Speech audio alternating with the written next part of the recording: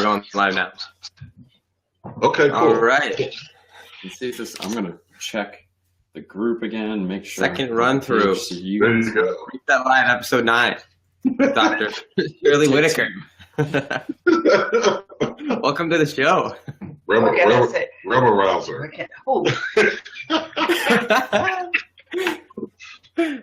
rouser, Dr. Shirley Whitaker. No way. We are live. It's definitely live. All right, now we're golden this time. Cool. All right. So we are definitely live. We're using some new technology today.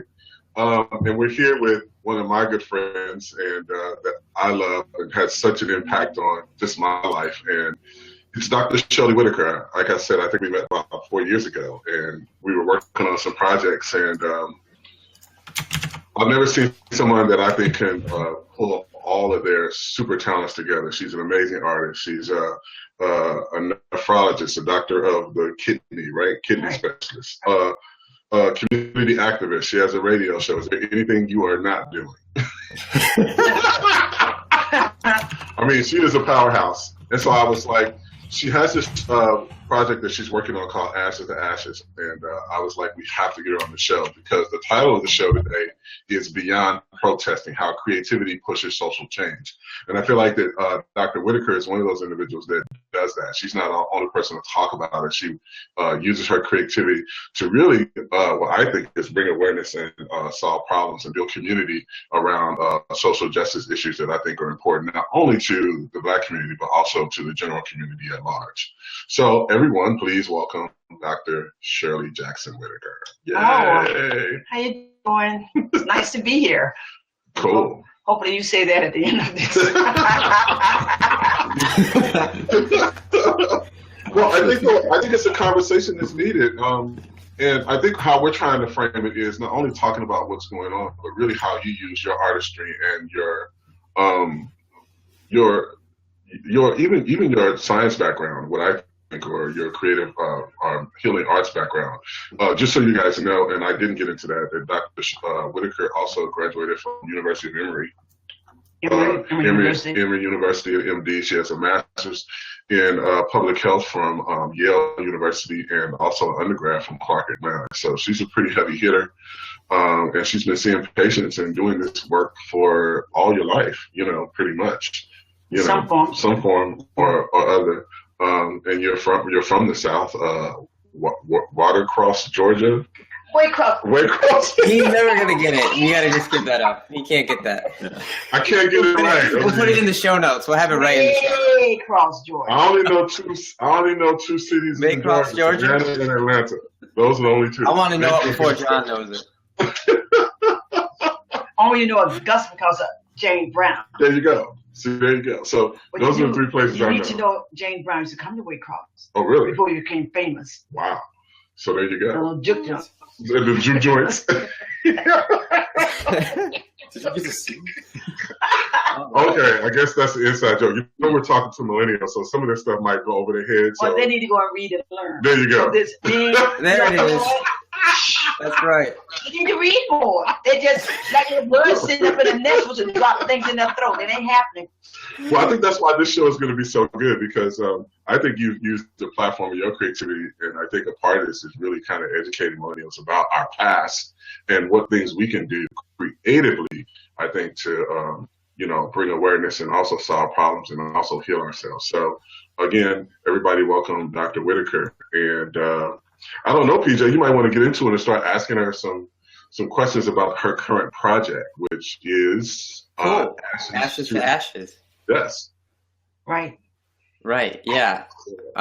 Shirley, could you tell us what Ashes to Ashes is? And I know that the memorial for Ashes to Ashes, the second annual one, I believe, is this Saturday, right?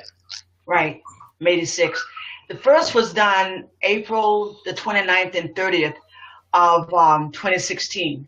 And Ashes to Ashes are usually the last words in African-American funerals.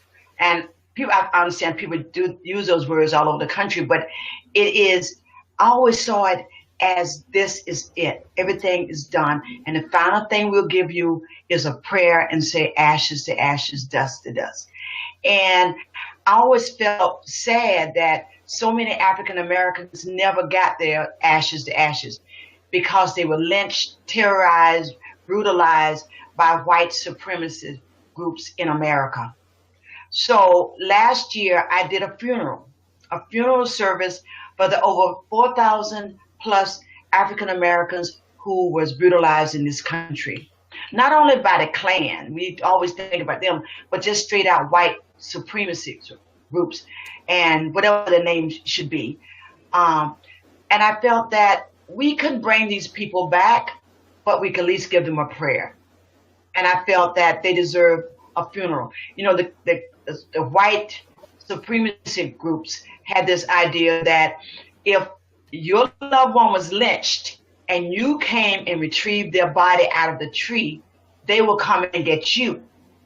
So a lot of times family members never retrieve those bodies.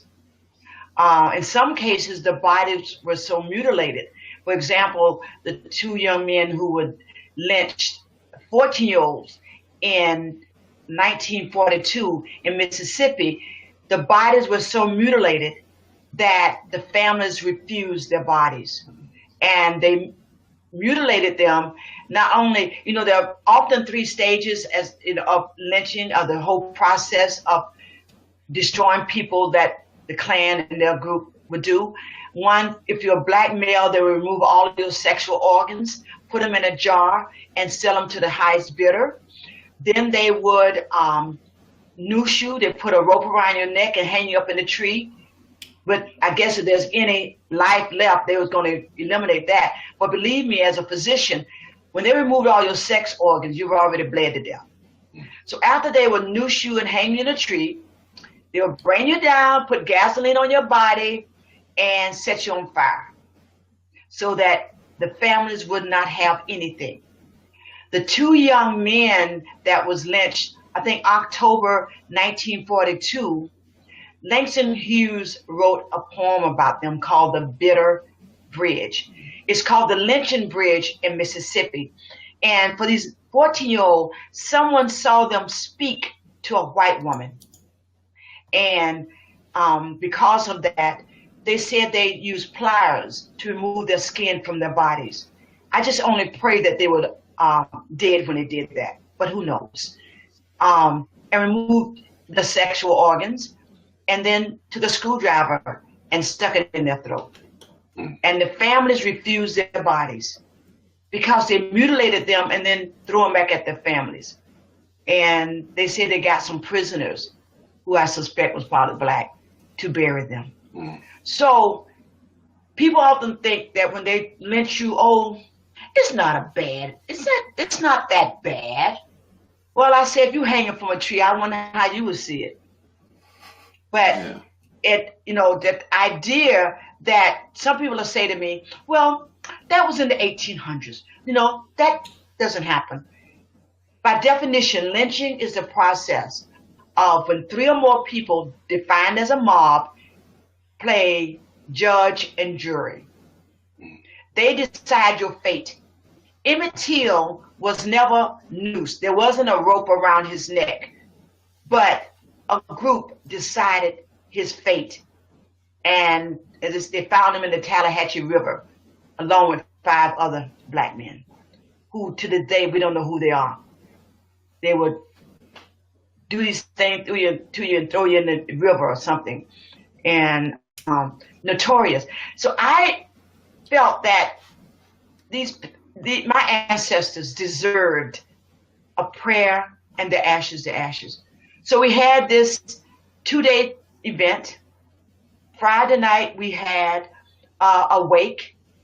We had the son of Ossie Davis and Ruby Dee flew in to do musical production for us. And the day of the service, we had horse-driven cortege with 2 black horses. They looked like Clydesdales. We had a casket made. We had a red group of flowers on top, like a spread that you would have for a normal funeral. The eulogy was done by one of President Obama's ambassadors. So it was an event that for a lot of people was very moving. I've never been in any place seeing so many people being touched by what was done. I was debating whether or not to do it again, but when we put white hoods in the White House, I felt that we could not sit back and not, let people forget. I'm not going to let that happen. Because people get so removed from this stuff. They say, oh, this happened in the 1800s. No, the last documented lynching was 1981. It was a 19-year-old that went to a Combies or 7-Eleven, and two Klans got him, and they lynched him and cut him up. And so I use the word documented because the guy named Bird that they put on the back on the truck and tore all his limbs off his head, and that might have been 1985. So it's a brutal thing. It's history. It's African American history, but more important, it's American history. Yeah. That the longer they let it be denied and ignored, they pretend, as O'Reilly said, well, they had 3 meals a day and they had shelter. It's the only time in history where African Americans were totally unemployed. Hello? When they hang you from a tree? And I had, the opportunity for the Ashes to Ashes that was done last year. A film is being done about Ashes to Ashes. And then they're going to include in this film a man by the name of Winfred Rembrandt. He, in 1965, they were lynching him. And far as I know, he's the only person who they has started lynching in America who's alive today. Wow. And that was in 1965. And he's going to try to come to the event on Saturday night. Wow. One thing I've done, I've written a piece for him called Winfred. And he's going to try to come, but to talk with him and to get a sense of what happened. And the people that are doing the film are trying to combine what happened as a way of educating people now. Because my belief as a physician, that if a patient comes to me and I ignore that patient's history, I shouldn't be practicing medicine, because your history dictates what's going on with you. And for us to ignore the history of how brutal people have been to other Americans needs to be acknowledged and not forgotten. And that's what Ashes to Ashes, I hope, will do. It's got to be a catharsis that comes when you kind of come together and you not only discuss but mourn for these people and the pain that they went through. And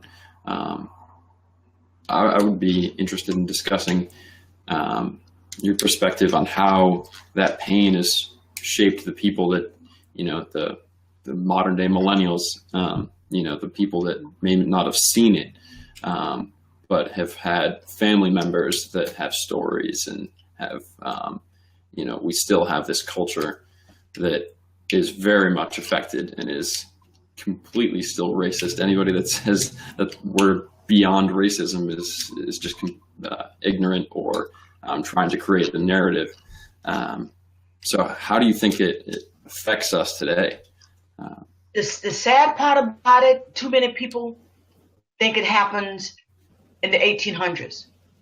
And the problem is that because of the brutality for the descendants of people who were slaved, lynched, Jim Crow,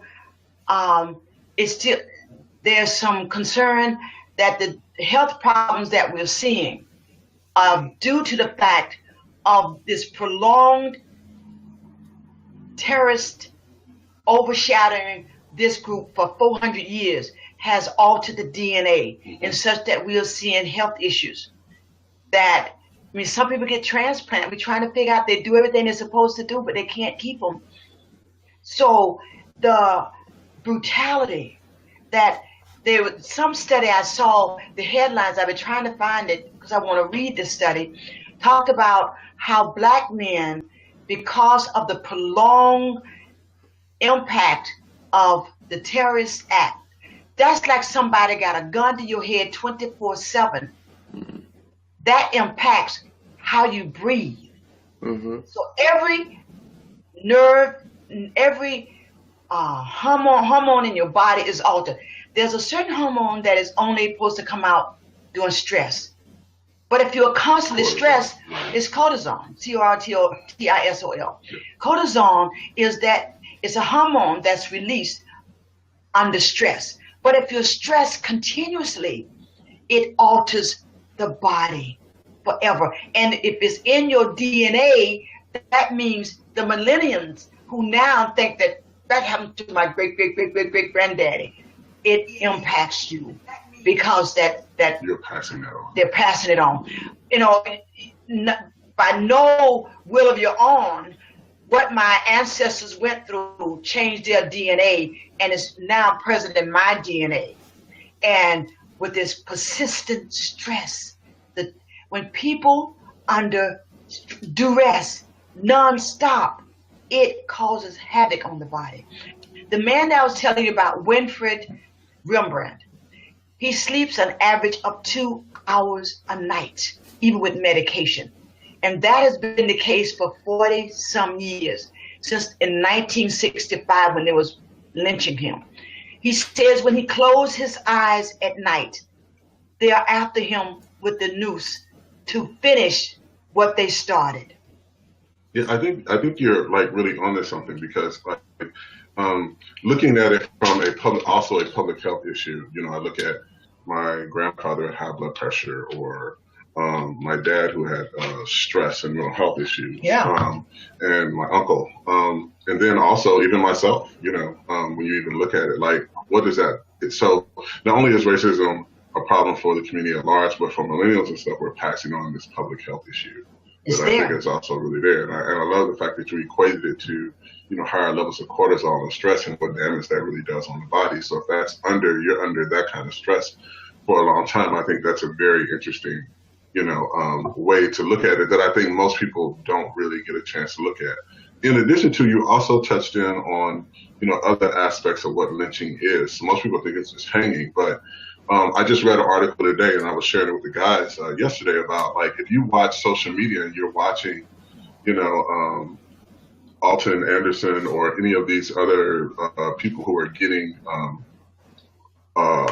beaten by police on social media, that is another form of you watching a lynching. Because remember, lynchings was a public spectacle. Oh, everybody my God. came out. 10,000 people will come. Wow. 10,000. You can. If they had a special name for it, and they would advertise in newspapers that on Sunday evening after church, you all dress for church and you go, and there's going to be a lynching. So 10,000 people will come, and they will give you a package where you can ride the bus and have a room to stay in for a cut rate to be there for the lynching. So even the social media shares that we have with this is, in some sense, even though it's informing the public and it's served to shine a light on this, but it's serving as a way of entertainment for people, and which is also this public spectacle of lynching. That's what I kind of read from this article, which I thought was very interesting as well. Yeah. So what can millennials do? Like, I think that, like, you guys might have had some questions in regards to, like, how should we move forward with this, you know? Yeah, I think, well, that's the larger question, I think, too. It's, you know, like, how should we move forward as a society to not only discuss this and acknowledge that there still is a problem, but how do we take action to, you know, to can't correct the past, but to try to heal the divide that we have, as well as the pain that people still feel. Like, you know, you think you've done an amazing job, and anybody that didn't get a chance to see the promo video that we posted from Ashes to Ashes, it's going to be a documentary, and there's about a 4-minute video, and please watch it because it's heart-wrenching. and it'll give you some more context for Shirley's work. But like, how can we take that? Like you use art in a fantastic way to bring awareness and to heal. So how can we, people that might not be as artistic or knowledgeable, how can we take action to help the cause and this healing process? For me, healing is, I take it as a physician. If I'm going to heal a patient, I talk about your history. First, American has to acknowledge that this is part of their history. So many think that doesn't involve me. This is not, it is American history. You need to acknowledge it happened. It's still happening. Mass incarceration. They're talking about now how much money they're going to make with the prison, this new, the private prisons. Who do you think they're going to put in those prisons? It's another form of lynching. It's another form of destruction of a group of people. When they talk about drugs and how Nixon used drugs so that he could get reelected, and they would, every night at 6 o'clock, they had planned that they went into the black community and pretended that blacks was doing all these things with drugs. It was all a setup.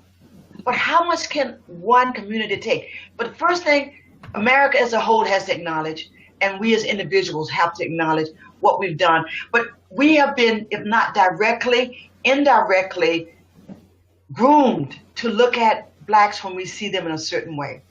That they only take from the system, don't give to the system.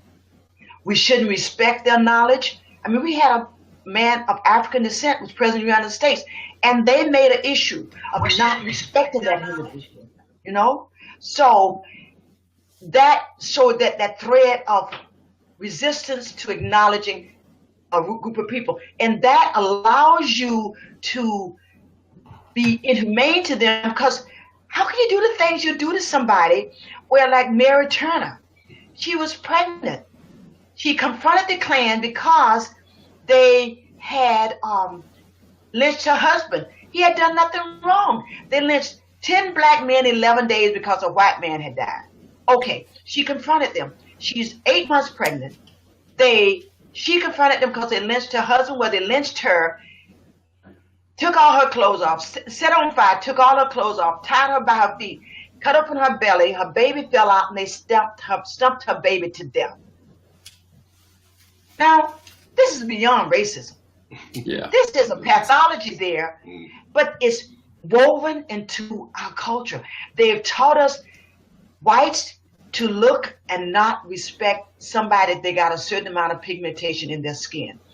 That has been passed on down to the millennials. You're right, but like we have a whole generation of millennials that are saying, okay, I get that part. They understand. Some do not. Some do not. Some do not. But some do. But they're looking at like, what do they do? They're looking at, okay, I know this exists, but it's really overwhelming. Like this is really overwhelming. But you decided to say, okay, I'm going to channel this energy or this pain into a creative process, a message, a ceremony, and that is taking on a whole different life of self. You got people who've done some HBO filming who are filming this, and now it has a real opportunity to, hit a lot of people and affect them. So I think what they're asking is, okay, what do I do? Okay, how do I get involved? How do I use my creativity to address these issues? Because this is a beyond protesting. Because people, there are a lot of millennials saying, okay, I protest, but there's nothing really changing. So what is my next step? How do I move this forward? And how can I use my gifts and talents in the way of pushing and letting the healing begin? I think when we look at some of the problems that exist right now for millennials, there are some people you all's age who are put in prison, mass incarceration. Mm-hmm. There has to be something to change that. The mass incarceration because of drugs. So it's going to take, that's political component. Yeah.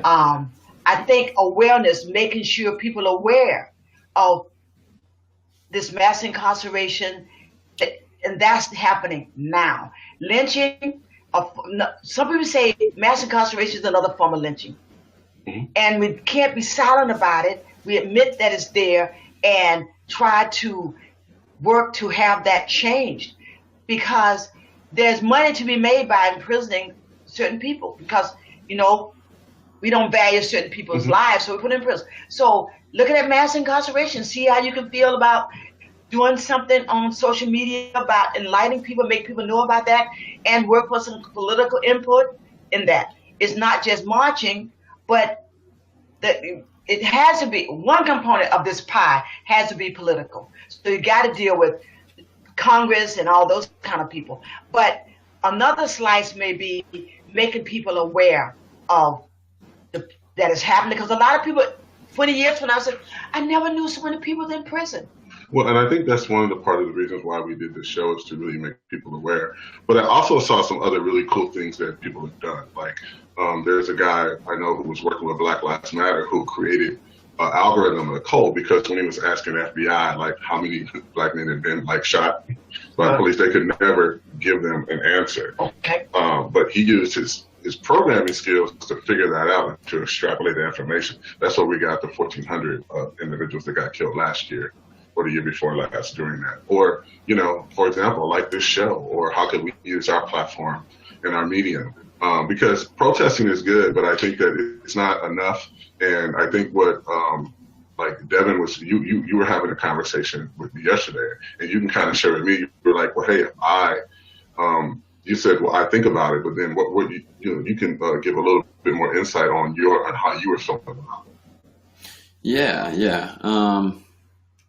To me, I feel like it doesn't affect my choices in the day-to-day life that I lead, and I wish it did somehow. And I don't know how to. I mean, maybe it's just, I'm lucky in that I don't have to confront those things in the day-to-day reality of my life as a, lower middle class white guy in the Northeast. But like how, as somebody that can acknowledge the problem, and luckily we have pretty good conversations with John around this stuff, as somebody that can give us more insight. But I don't know how, like, to me, what I would normally do is, purchase things from companies that are supporting legislation that I don't support, or things like that. I was watching the 13th on Netflix, and they were talking about Alec and how these corporations, Koch brothers. Yeah, the Koch brothers, and I just found out like Verizon and AT&T both support that as well, and I was like, damn it! Like I have an AT&T phone.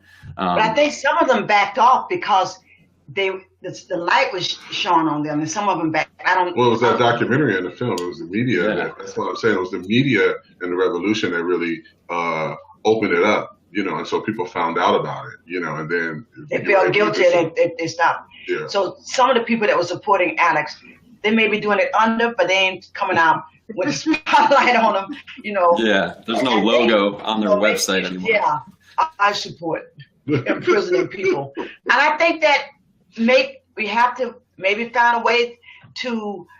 You'd be surprised who is privatizing the prisons. You'd be surprised who bought stock in that.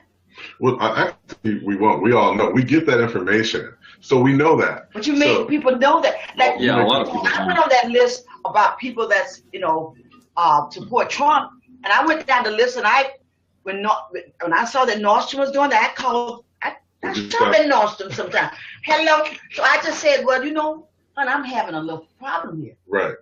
And as they said, they felt the burn, and they felt that they could. It's all about money. Remember years ago they had when all these people sat down on Wall Street protesting. Mm-hmm. Well, the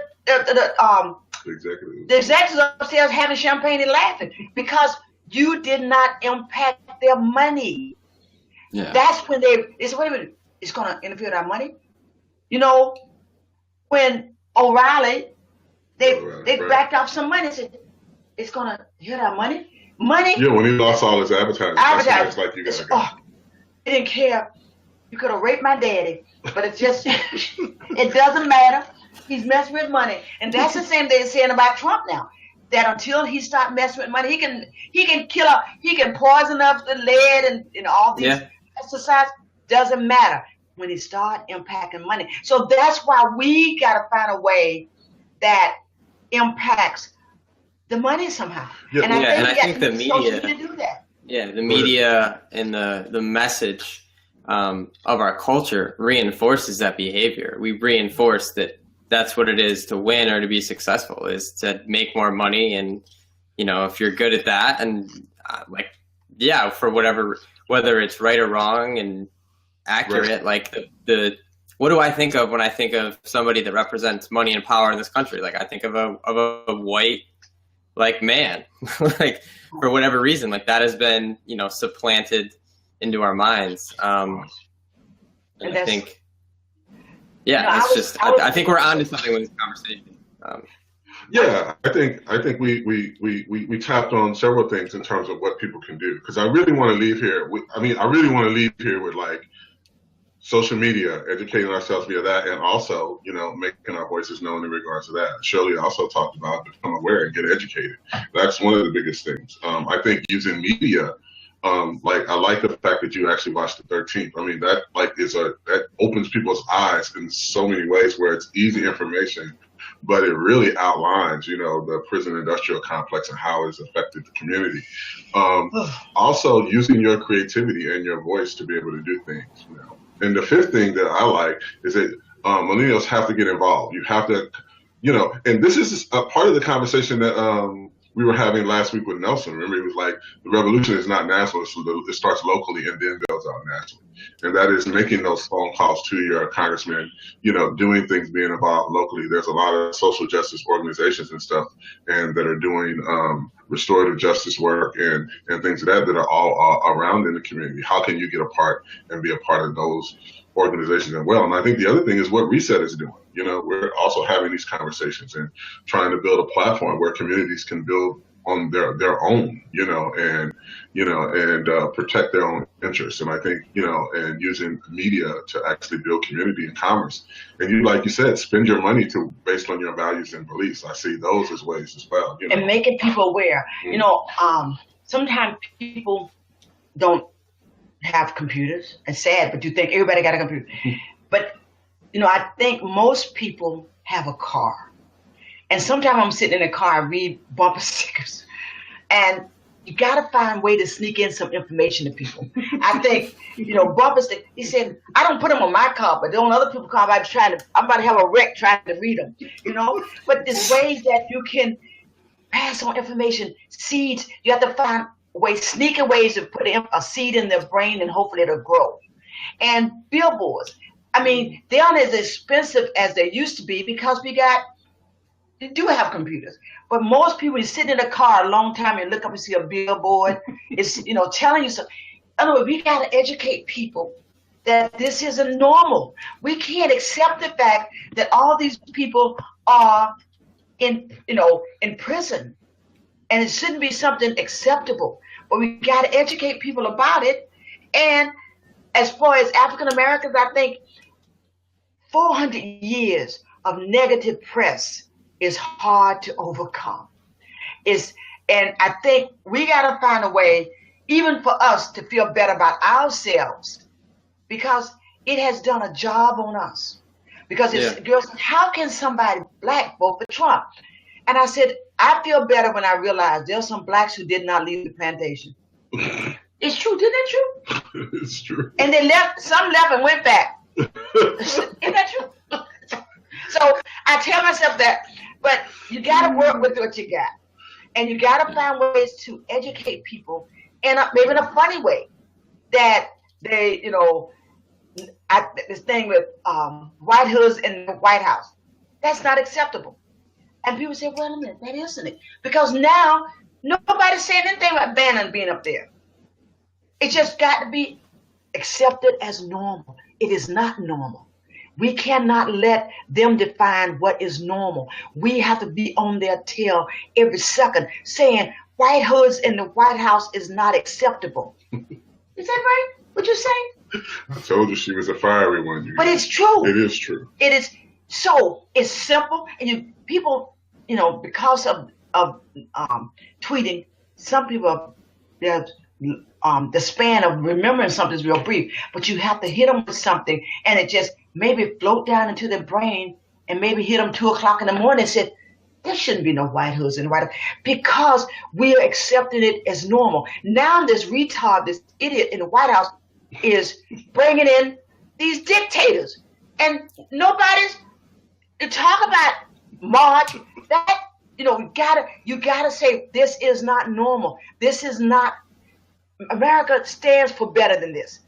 So using social media to say that's not acceptable, that is not normal, because he is redefining normal, and we're sitting back and let him do that.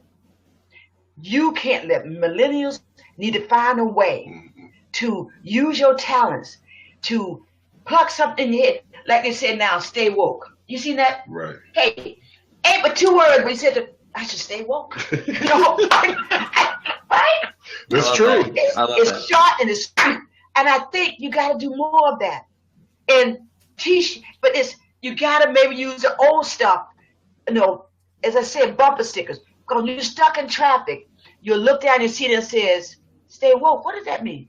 Or either, like I was saying, white hoods. It's not normal, and we cannot let them redefine normal. So you got to make sure, use your talent. As I said, billboards, you raise money, put billboards all over different parts of the country, and rechanging the image of people. In the 60s, people with long hair, they put them in jail too because they thought they was nuts. They did. Yeah, it was that whole drug culture. I mean, they got rid of them. Yeah, you're right. They're going in. That was a part of the illegalization of drugs and illegalizing marijuana and all the LSD, because people were waking up and the drugs were waking them up. And they were anti-government and everything. Yeah, but you got to get rid of them. Mm-hmm. Those hippies got to go. And have you seen any hippies lately? Yeah, very few. Northampton. Well, Northampton, but that's small. No, that's so small, and they're not like they were in the 60s. They're not like they were in the 60s. Remember, and then when AIDS came out, they had a group called ACT UP. Until they ACT UP, they was letting people with AIDS die. But ACT UP said no more, and they ACT UP. And then that's when they got funds for treating AIDS. They didn't come out and say, oh, we love you, we're going to treat people with AIDS. They were saying it's God's will. They've sinned, so let them die. That's true. But ACT UP said, hell no. And that's what you all got to say now. ACT UP in a constructive way. I went to the Women's March. I don't usually march. I think as an African-American woman, I need to march to the bank because that's where the power is. Is that right? Marching up down the street. March to the bank. Just wearing your shoes out. That's all it's doing. So I said, for marching, march me to the bank, because that's where the power is. The people that you said in power is these white men with money. And we know now someone with money are mentally deranged. We know that. We got a big example. It's orange and it walks. It's got legs. Right? You're right. So you got to. So you can ACT UP. In your own way. In your own way. In a constructive way. Anybody can sit on the corner and beat a drum. People pop. But what is going to have an impact? I remember when it was laying down on the cement on up there on Wall Street. They protested for the Occupy. What did they do? Where are they now? Because they didn't touch the money, and they were not organized, and they knew how to eliminate them. Because when you're organized, you get scary. When you're organized and have a plan, you get scary. Like this thing with healthcare. A lot of people was just totally ignorant. They didn't know that ACA was the same as Obamacare, and they voted for the orange man. So they sit there. And, you got to plant those seeds. You got to tell them that coal ain't coming back. That's like the typewriter. When the last time you bought a typewriter? Typewriters ain't coming back. So don't put your stocks in typewriters. They aren't coming back. That's true. And I think that this message, this old ideal of making America great again. So what We we're know trying that to do, right? We do. But this whole thing of rethinking everything and really challenging millennials beyond protests and use their creativity and their talents. And even if it's, I like the fact that you focused in on like 2 words: stay woke. You know, put it up on social media, whatever you can do to do that. And I also think Devin tapped into some really cool stuff about, you know, your own consumer activism. We have to be able to take money out of those individuals' pockets that are facilitating this. Then they get scared. When you get organized and go after the money, they're going to come after you. But that's why you got to have it spread out, and they come after you like roaches. You killing one roach ain't going to get it. Right? That's true, because you got more roaches. You got more, and they have to hatch you at the second. Yeah, no, that's true. You got to have the roach mentality. When they come and get one, there's a million. It's just like they just spread like wildfire. They're all over the place. And you can never kill them. And that's because once they find who's leading you, they chop off the head. Exactly. That's that's right. So you gotta spread it out like roaches. So when they cut the light on, they said, "They scared. We got one. But it's a million they don't see behind the cardboard looking at you." You right? You're right. What do you think, PJ? What are your thoughts?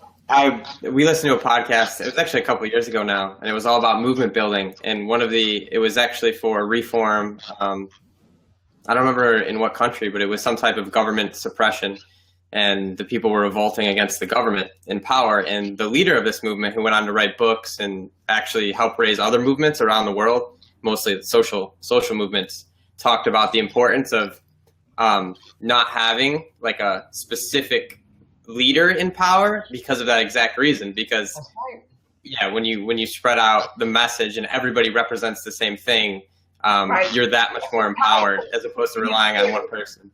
You're scary because when they saw this film about the group, Black Panthers, they killed that young guy he was organizing. What's his name? Hoover talked about the Messiah was the one that could lead people. And this young man was able to he was pulling the Hispanics, the poor whites up there in Kentucky, and African Americans, and educated them to the fact that you all got the same problem. The same person got their foot on all of our necks. And this young man, they shot up his house over 100 times. 100 bullets or more. Well, they killed him and his wife, who was pregnant. Yeah. At the time. I'm blanking on his name, but Hoover said, keep your eye out for the Messiah. The one that is organizing and can bring about change. That's the one you want to get. But if he had roaches, he couldn't have done it. That's true. You were studying something called Swarm, because we've been looking at like how to even build a reset movement. And for us, we were looking at 2 things. One, we were looking at how to build a starfish organization, which was a really good book to be read. But another one was Swarm. And I think there's really books and information out there that makes it very effective. Debbie, you might be able to talk about Swarm a little bit and what it talks about. I'm not probably far enough into it to really get into it, but a lot of it's about creating decentralized movements and like how you can create messaging and allow it to be decentralized and you set the intention, but then let everyone else carry the message in a way that resonates with them, as opposed to being very top down and rigid and like, this is the message, this is how I deliver the message to my community always. Like how it would resonate with me isn't going to be how it resonates with you. So like the messaging needs to be different, even if the purpose is the same. So we kind of let people take the message into their own communities, and it propagates that way in a more organic way. And that's a lot of the basic. You got to have it decentralized. And because that's what they go for. They want to say, who's the leader? Martin Luther. You got him. Well, you're on the radio, they're going to get you. Well, hello. But I believe it. I know they're roaches. And I'm going with the roaches.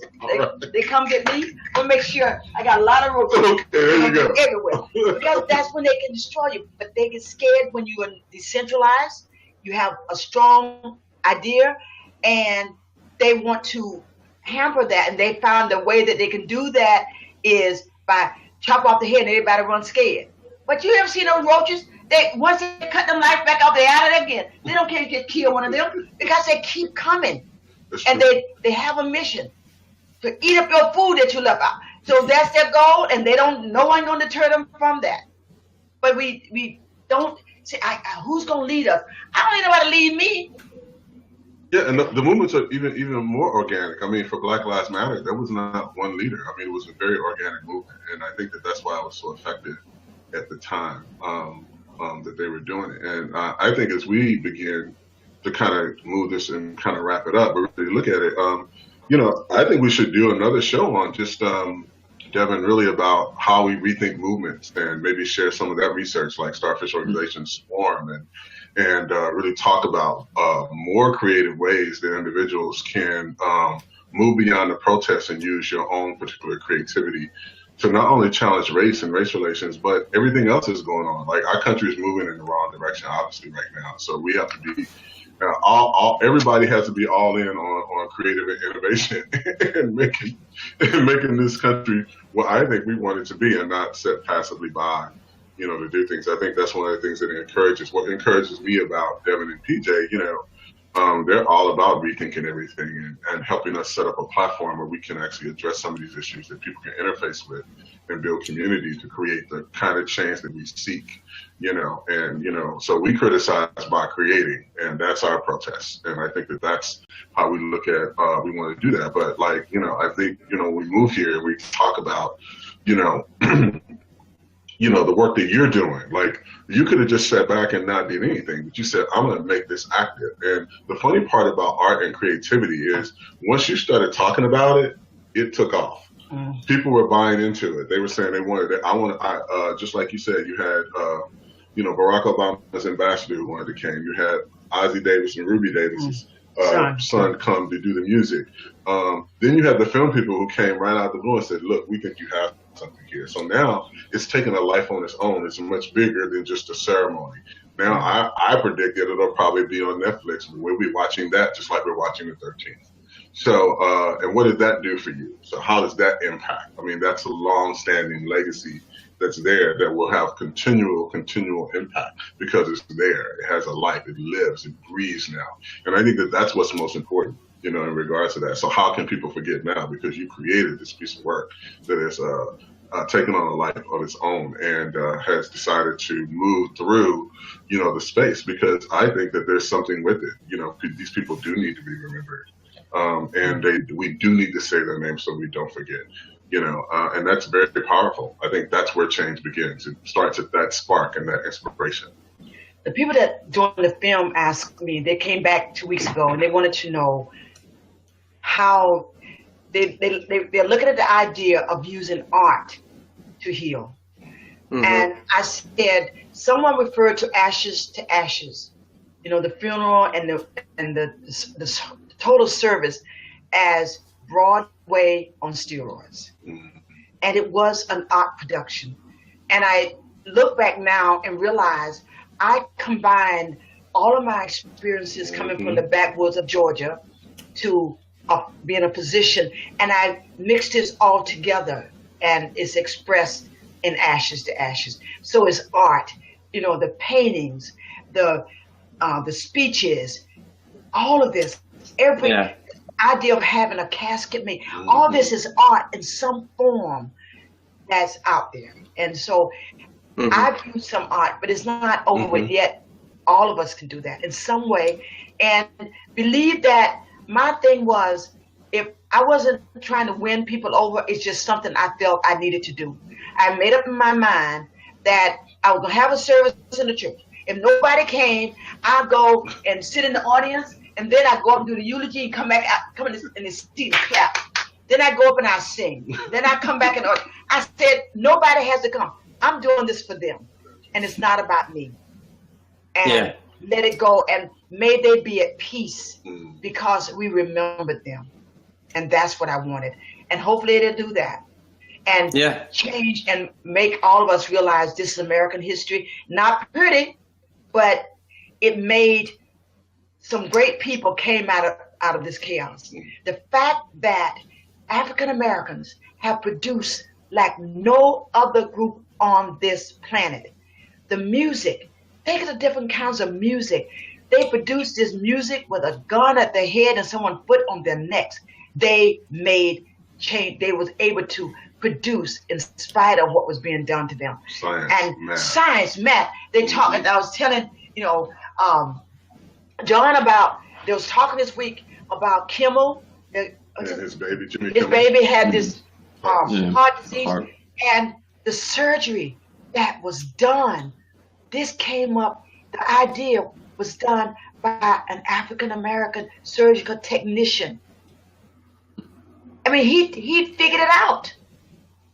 In spite of the fact they will not, I saw the movie about that they would not let the physician call him over the intercom because he was black. And when he went into surgery, the physician didn't really know how to do the surgery. And he demanded that they call him. He took the microphone, he called himself. He came in and explained to him how to do it. And the other surgeons made fun of Balak and said that you can't do it unless your end is with you to do it. But Kimmel talked about his son and that surgeon and how the surgeon came in there and saved his son. But that surgery was made possible because of this African American surgical technician. They're out there. They've been out there. There are more out there. And we can't afford not to let them express themselves because we continue to have the foot on their necks and gun at their head. I think that's what I love so much about, and everybody should take a trip to the African American History Museum in Washington, D.C. I think it'll just go for 3 days. Yeah. It's a long, oh God. It's amazing. It's amazing. And I think that's another way because it really encapsulates so much. So much. And I think it really puts things in the context of, our story is an American story and the ultimate triumph of that story. But I love this fact of you using your creativity to say, hey, I'm going to do it. It came from your heart, your passion, authenticity, what you believed about. And I think that's what everybody picked up on and resonated with. And now it's just grown and grew. So I just love the fact that, beyond protest means that you can actually make a difference and make a change. And it's just the small things. And when you do it authentically, you go ahead and put it out there, then I feel like the universe takes it and runs with it and builds even more, especially if the intentions are right and correct. And it becomes very powerful. So anything you guys want to talk with or end with, fellas? Well, I thought that just going over Ashes to Ashes, and we were watching the promo video, and when Shirley talked about the uneasiness and the restlessness and not being at peace with the fact that these African Americans weren't given, any burial, and some of the violence and the I don't even know what are the words to really the disgusting, vile things that were done to them. I want to point out that I really see this project and this memorial that she's put together as such a beautiful thing because to me it comes from a place of trying to heal the soul, and I think that is part of what's resonating. Obviously, it's amazing what's come to life as far as having the documentary and your own artistic abilities and how that's manifested as well. But I think for people who have been oppressed and marginalized, there's you're communicating a sense of being able to acknowledge that and in a safe place and to really find some healing in that. And I think for people that haven't been, for white people or who have been. We talked about the need for acknowledgement, and I think for people who maybe weren't oppressed, but this gives us the opportunity to. That's what I felt when I watched that video. I was like, man, I will never again. I took a class in college that went deeply into a lot of America's history and things we've done as far as imperialism and oppression. But just watching that video and going through your website, I'll never not remember that experience and remember how that touched me. So I just that's something I wanted to share with everybody from your work and everything you've done. And I think it fits well with using art and creativity because I think it comes from a deeper place than just, some of the other activities we take on when we're talking social justice. Well, I hope it makes a difference. Yeah, I think that's a good That's good to know. tone to end the show on. Yeah, well, thank you. So thank you, because I don't know that we said that. Yeah. Thank you for your work. Thank you. Thank you. Yeah, for sure. So this Saturday. Yeah, Another May the ceremony? 6th at 7:30. It's called Ashes to Ashes 2017. The struggle continues. Look out for the documentary too, because that's going to be amazing. She showed it to me. She can't show it. She showed it to me. I was like, it was a sneak peek, and all I gotta say was, I said the first thing, and I couldn't stop thinking about it. I literally could not stop thinking about it, and I called her up. I said, "We have to do a show. We got to do a show. We got to pull you in." So, and we'll revisit this, and I think this is really cool. So, Shirley, thank you for your work and inspiring all of us, and just being there and acknowledging and trying to heighten awareness, and also, begin the healing, because that's really ultimately what needs to happen. It's starting now. Exactly.